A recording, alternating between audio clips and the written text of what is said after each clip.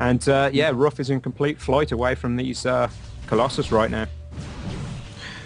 You're completely right, man. I mean, Mass Stalker and Mass Colossi Deathball over most unit compositions, and these Marines just try to stimulate from those Colossi and Stalkers, trying to get the hell out of there to save their skin, and still, they're just, you know what, they're teasing us so bad, man. They're running past these Onaga towers and they're not destroying them, as we see another engagement right next to Protoss' expansion going down. These Marines are trying to take off as many Stalkers as they can, and they get lifted off in their medivacs, trying to escape, and it looks like they will do some more damage in Protoss' main base. Yeah, but you know, their days are definitely numbered. As soon as that death ball picks up to it, there is nothing they can do but burn. And that gold standard, though, is still in play for Ruff. So, you know, he has got that ability there, that influx coming in from that location just to get his army back up. But he is not transitioning out of this play. He's just going for Banshees straight again and more Marines. It's not working for him. He does need to transition, in my opinion. But yeah, those Banshees making their way up across to the right-hand side of the map right now. They're going to be looking to do some harassment by the looks of things. But as I say, that Route D DeRose pushing back out yet again. Yeah, and also a very important point to say is Ruff is making 2 Ravens.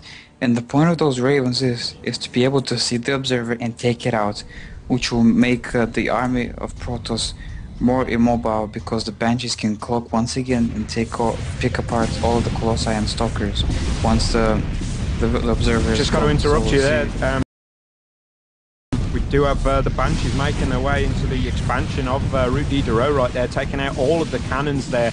We'll be taking that Nexus down as well, so that's going to be doing some heavy economic damage to Route D DeRose. But at the same time, Route D DeRose is pushing into the expansion of Ruff as well, so a little bit of a base trade scenario going on right now. That command center in complete flight, and it looks like this death ball will be unstoppable for Route D DeRose.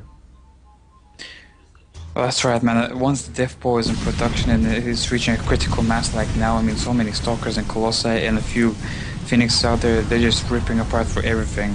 And if you look at the Cloak Banshees on the other side of the field, they're just going to rip apart for the Protoss base as well. But cannons are going down, and Ruff needs to hurry the hell up and destroy those cannons if he wants to keep his Banshees alive. But that one Phoenix is attacking those Banshees as there is an Observer helping him do so. Yeah, and if we take a look back in Ruff's base right now, it's being severely decimated by all these Colossus. Only 3 Banshees now remaining for him in that base. They are cloaked currently with no Observer in play to see them, but you know, it's only a matter of time before that energy wears off. But the Stalker count for Route D DeRose is dwindling quite heavily as 2 Phoenix make their way into the base just to save the day. It does look like all of the production facilities are getting fried for Ruff, and he really has nothing to fall back on other than that gold standard base, but there are no production facilities right there. That's right, even though the Stalkers are dying for DeRose, he looks in a much better position because he is mining from 2 bases, now 3 bases. He is moving those pros back onto that 3rd base. And Ruff is just mining from that gold base, and you know, his mining is going to run out from his original base just right now. And only Colossi are remaining on the field, and they're going to be useless against the Banshees and the Vikings. It's so sad to see. It always breaks my heart. That's right, that's right. DeRose is going to go ahead and sweep down Ruff, and it looks like DeRose taking point number 3 in this matchup will go ahead and take the win there. Crazy stuff, man. Fantastic gameplay there from DeRose. And too bad for Ruff, man. He just couldn't do it. He just couldn't hold up. What do you guys think about that matchup? I think that Ruff stuck blindly to his build too much. He needed to transition way earlier than he did to get out of that Colossus death ball threat that was coming across the field, and that ultimately lost him the game in that final match. Ruff lost a lot of base trades, yet again involved in another one. That's right, man, that's right. A lot of base trades is what Ruff seems to get himself into. Well, since the other semifinals was a walkthrough, right, Igrok? We're into the finals. That is correct, yes. It'll be Maker, who's a top 20 Grandmasters, against Root Dodoro, who I believe is also a top 20 Grandmasters on North America. So it'll be some very, very good games. Yeah, it seems like that. And Fire Silver, are you ready to go, man? Are we ready for this next set of games? Oh, yeah. Oh yeah, that's what I like to hear, because we are here bringing you some more awesome StarCraft action. This is going to be the freaking finals. That's right, the grand finals of the map of the month. Number 5, Hysteria, is that first map that we're going to be seeing this go down on, and it's going to be rooted D-Row against Maker. So, you know, PVT looks like a lot of fun, Fire. It does. There's a lot of PPTs today. That's right, there is, and we're going to go ahead and get into this one in just a second. Let's go ahead and get some Mirror Theory to bring us into this one. FTW for the minute. Well, it looks like there's a little bit of issues with the stream for some people in some regions.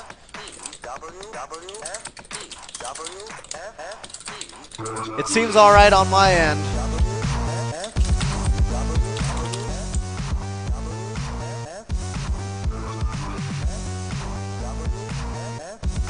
No, it's fine. That's good to hear. If you guys just show up, it will be a little bit laggy in the beginning just to get that buffering all down and out. But anyways, you guys ready? Fire Silver, you ready to go? Because we're good to go here, and we're gonna start this countdown right here, right now. Get this game going in 5, 4, 3, 2, and 1. All right, everybody, welcome and thanks for joining us here at Imba.tv, where everything is in balance. I am MC Dust. With me is Fire Silver. We're here in the grand freaking finals of the map of the month, and we're going to be here on Hysteria. This map is awesome stuff here.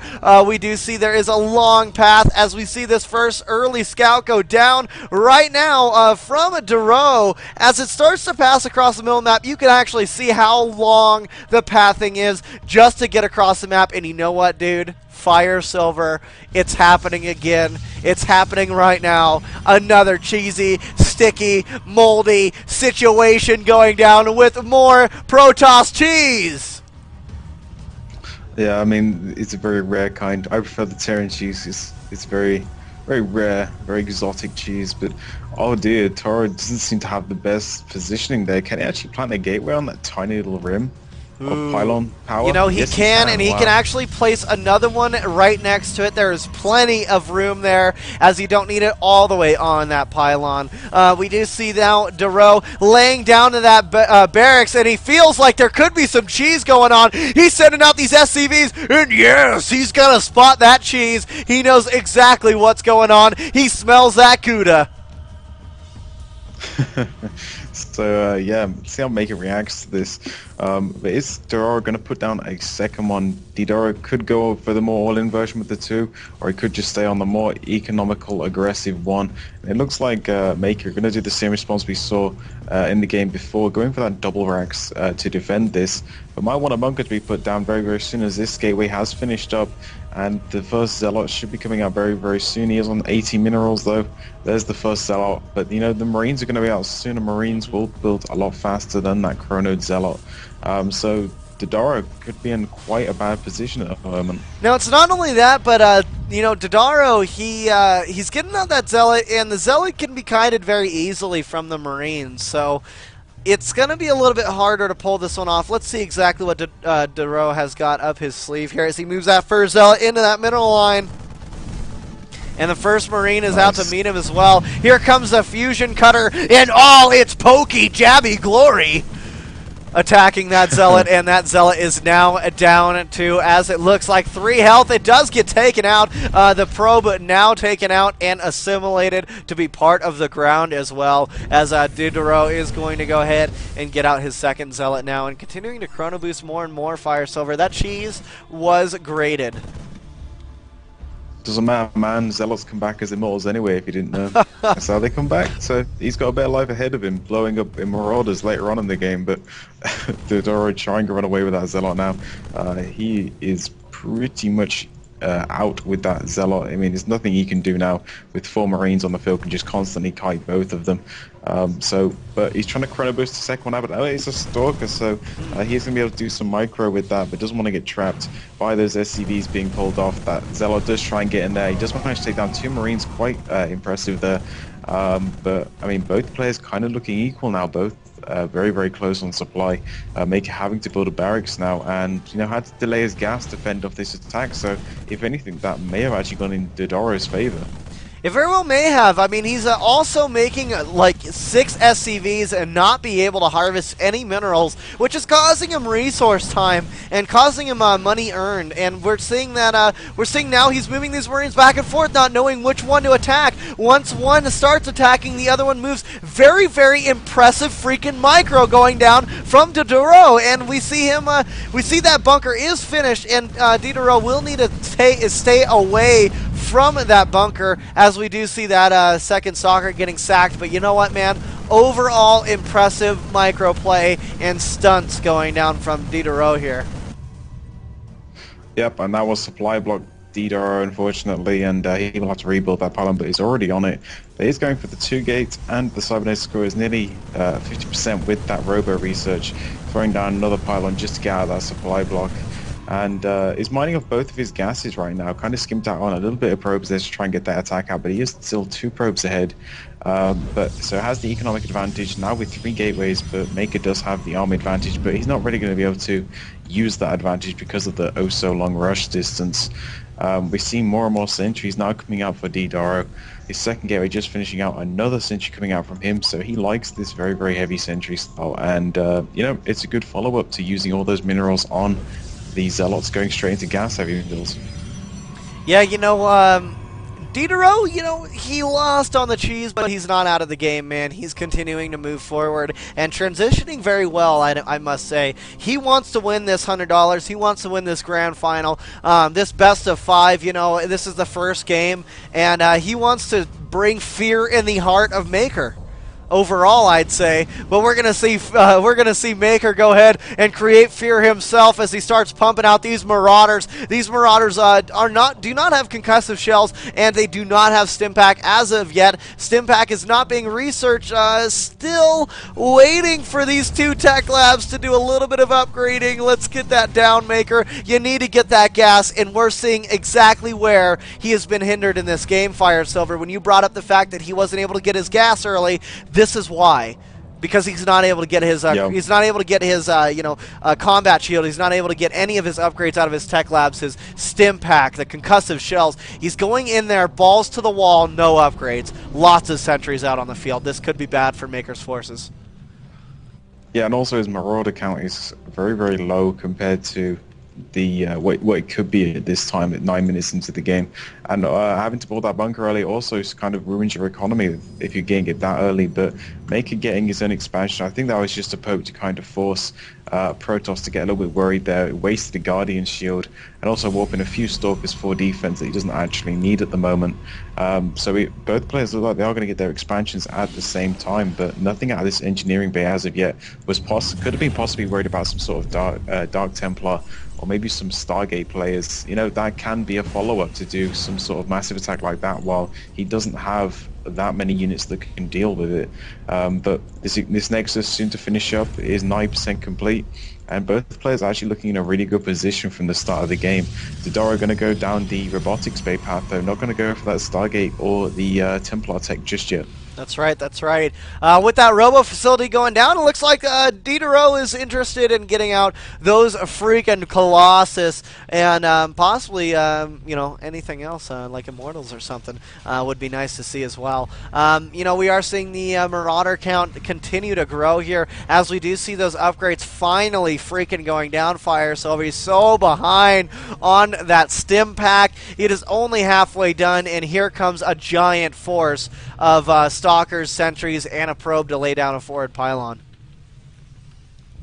Yeah, I don't know if that one bunker is actually going to be enough, but it does seem as if Maker has a lot more army, but it's going to be up to these sentries to put down some amazing force fields. Quite a lot of them are on 200 energy right now. As he tries to put down that missile turret, going to stop any sort of observer seeing in, but I don't know, man, it's risky. Yeah. Very risky. Yeah, I agree. And, you know, he's just... Maker being a little bit precautious about this, which is what I like about his playstyle so far, is he's very precautious in when these pushes try to come into his base. He's waiting for his upgrades to finish fire. He knows he needs that combat shield. He